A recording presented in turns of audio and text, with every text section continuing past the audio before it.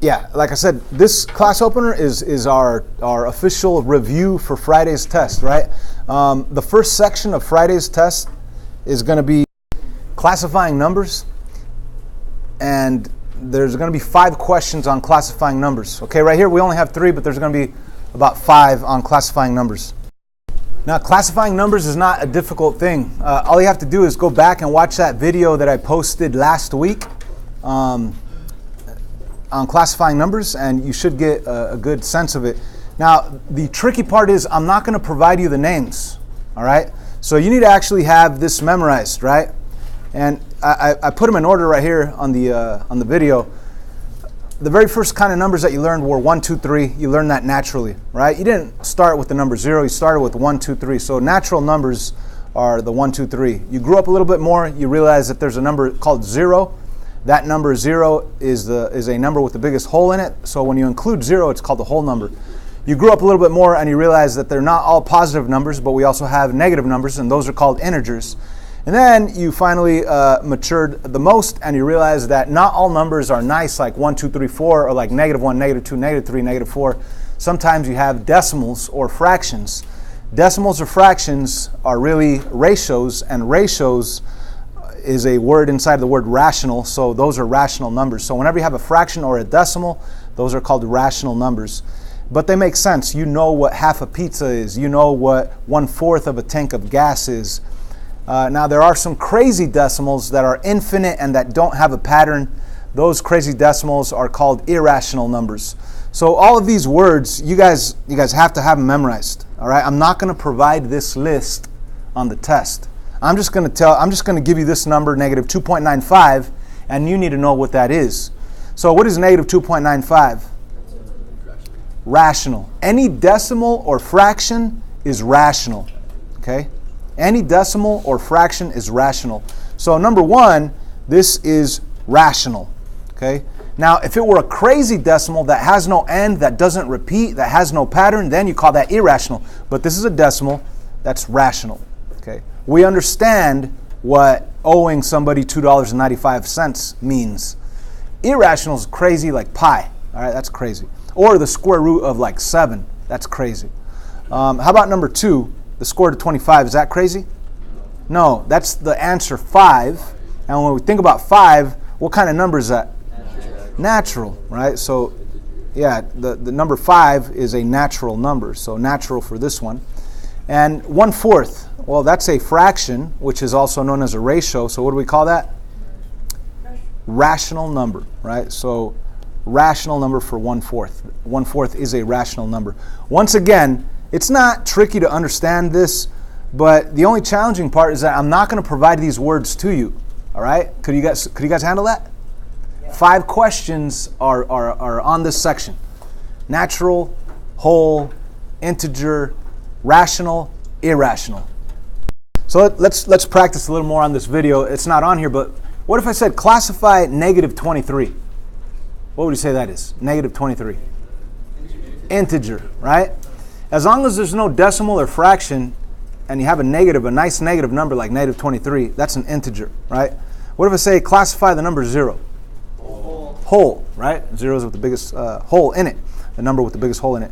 What if I said classify the square root of 31? That's irrational. If you do the square root of 31 on a calculator, it'll give you a long, crazy decimal. It doesn't repeat. There's no pattern to it. Okay, so there's 5 of those out of 30. 5 out of 30, that's significant, all right? So don't say, I'm not going to worry about this, I'm going to guess at this. You can't guess. It's not multiple choice. You need to have these words memorized, all right? Natural numbers, 1, 2, 3, 4. Whole numbers, the number 0. Integer, any negative number that's nice. Rational, any decimal or fraction that's not crazy. Because if you get to a crazy decimal, that's irrational, like pi. All right, so there's 5 questions on that. And we also have, let me see. We have 5 questions on the following: comparing numbers with less than, greater than, or equal to. Now, we have different types of comparing numbers right here. We have comparing fractions with fractions. And how do we do that, compare fractions with fractions? Anybody remember? We have to get the same denominator to compare numerators. So if I'm looking at the denominator 6 and the denominator 3, what could I change those to? 2/3. I could change both denominators to become 6. Now this one's already 6. This one I could change the 6 by simply multiplying by 2. And what I do to the bottom, I do to the top. So I will get a new fraction, 2 over 6. So now I could actually compare my numerator 1 with my numerator 2. Which one's bigger, the 1 or the 2? The 2. So what symbol belongs between them? The less than symbol. It has to open up to that bigger value 2. Remember, the integer or the inequality is hungry. It wants to eat the bigger value. If you're good at visualizing, so you could visualize a chocolate bar chopped up into 6 pieces, and you're talking about one of those pieces that's pretty small, as opposed to that same chocolate bar chopped up into 3 pieces, and you look at that one of those pieces that's bigger. So if you could visualize it and you know that this one's bigger, that's great. But I'm just giving you the method to compare any 2 fractions. If you have any 2 fractions, maybe you can't visualize.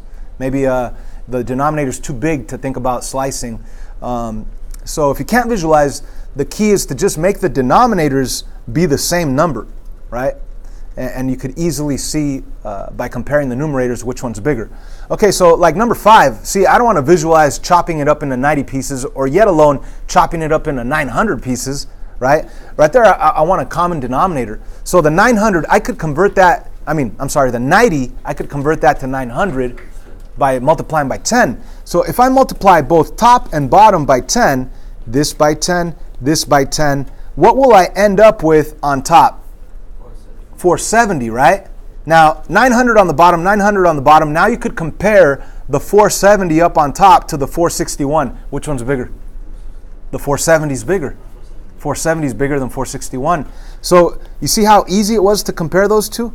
So it's the 470 is bigger, so it has to open up to the 470. So one tip I want to give you guys is when you're comparing 2 fractions, get that common denominator. Then you could look at the numerators to see which one's bigger. Now number 6, it might be a little hard to determine which one's bigger, 41% or 11 out of 25, or 11 over 25, because they're not the same type of number, right? One's a percent, one's a fraction. So let's make both numbers look like fractions. Now we should all remember that 41% means 41 over 100. Okay, so there's your fraction. The other fraction is 11 over 25. But if I could make this have a denominator of 100, then we'll be able to compare numerators. So how could I change this 25 to become that 100? Times 4. So if I put times 4, what do I get up on top? 44. And now I can compare the 41 with the 44 because I have a common denominator of 100. So which one's bigger, 41 or 44? 44. So we know that it opens up that way. It opens up that way. So there's going to be 5 questions of these on the test Friday. Okay, so we had 5 classifying and then 5 of these where you're using less than, greater than, or equal to. Number 7, the square root of 35 compared to the decimal 5.5. Now, we can't really compare them yet unless we make the numbers look like the same. Now, what do I mean by that? I would like this to be a decimal. But since we can't use calculators, if we were able to use calculators, you just type in square root of 35, it'll give you a crazy irrational decimal, but you will be able to compare it to 5.5. But since we can't use calculators on Friday's test, we need a decimal approximation of the square root of 35. 5.9 is a good decimal approximation. Now, where did we get that from?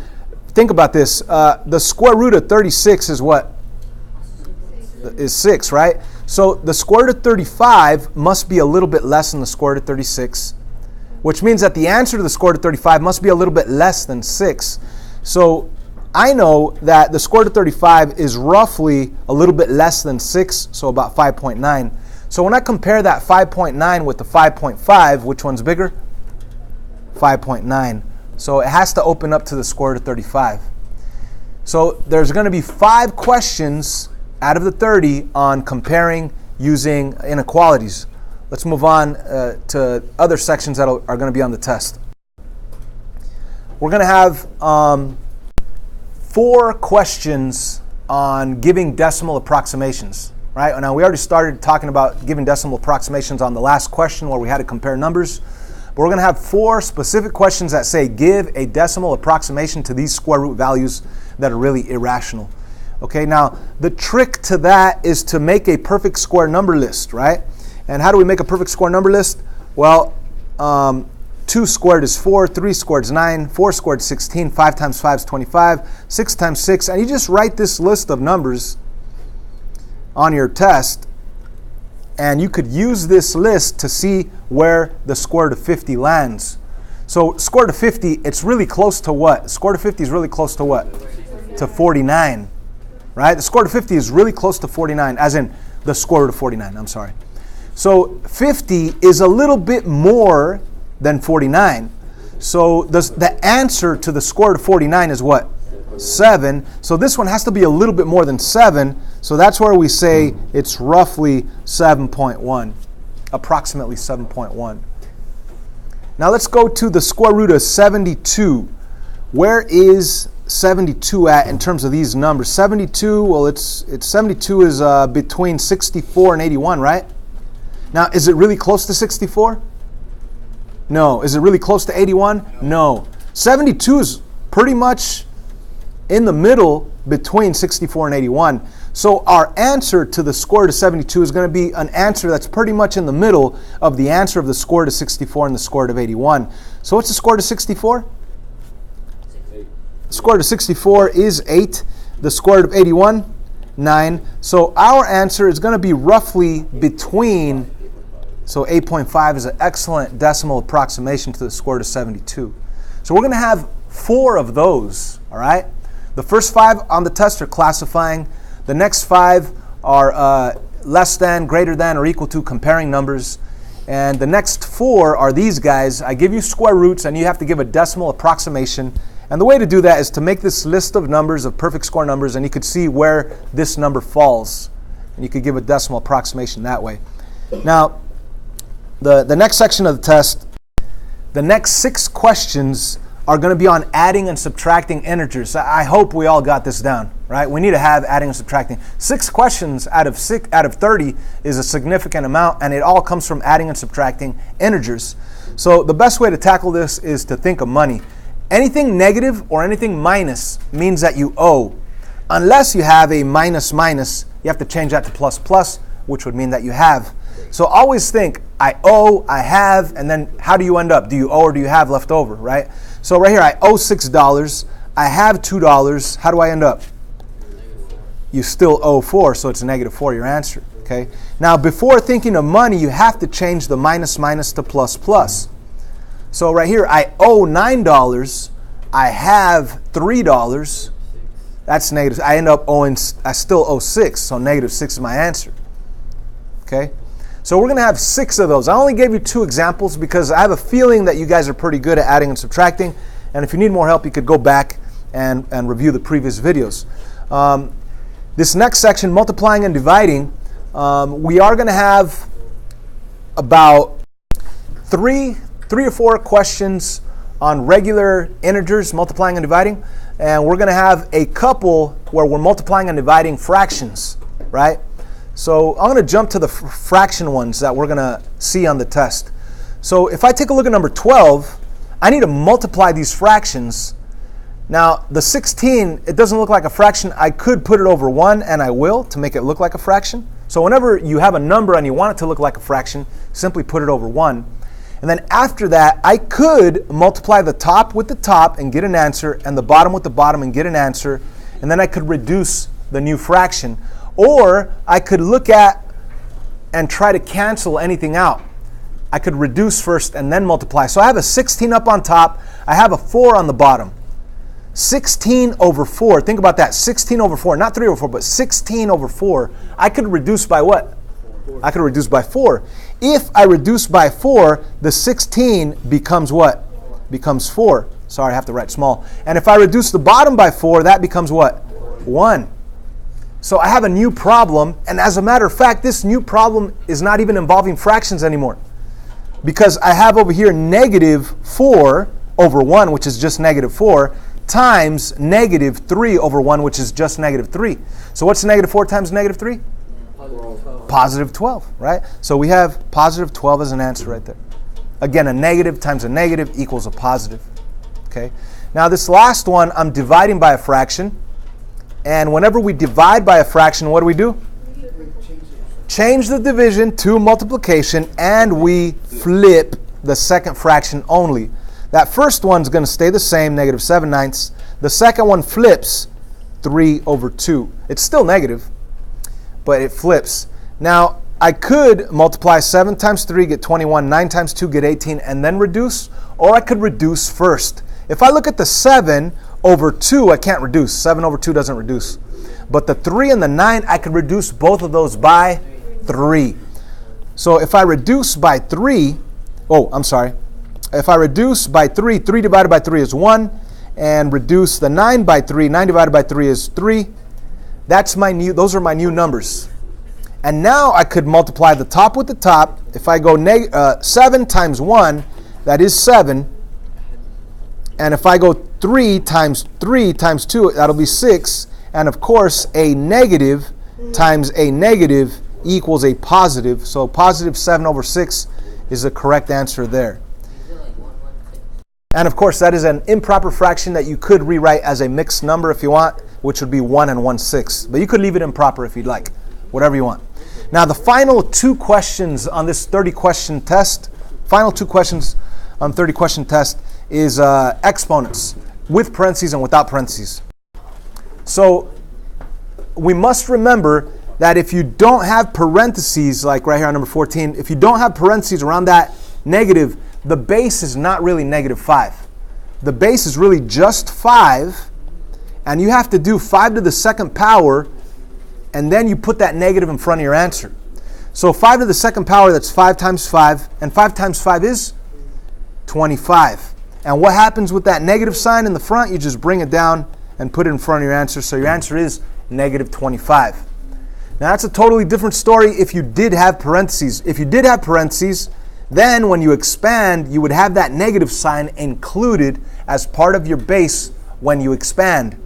So example number 15 here, I do have the negative sign in the parentheses, so when I expand it, the negative is included as part of the base. So I've expanded it, I have that negative sign on each one of the base that I expanded, so I have negative 2 times negative 2, so on and so on, all the way 5 times. Now there's different ways of doing this. How about this? Before I even get to the answer, is the answer going to be positive or negative? It's going to be negative because there's a negative inside. Obviously there's a negative in all these. The exponent's odd. That means when I pair them up, this will be positive, this will be positive, but there's one odd one out, which makes it back to negative. So the answer will be negative. How to actually do the math here, since we're not using calculators, I would pair them up. Negative 2 times negative 2, that's positive 4. Negative 2 times negative 2, that's positive 4. And of course, we are multiplying between them. And let's not forget about this guy over here, the odd one out. Let's just bring that down times negative 2. So now let's just multiply. So let's finish this up here. 4 times 4, that's 16. And 16 times negative 2, double 16, that's 32. And a positive times a negative is a negative. So negative 32 is our final answer to the problem, negative 2 in parentheses to the 5th power. Okay.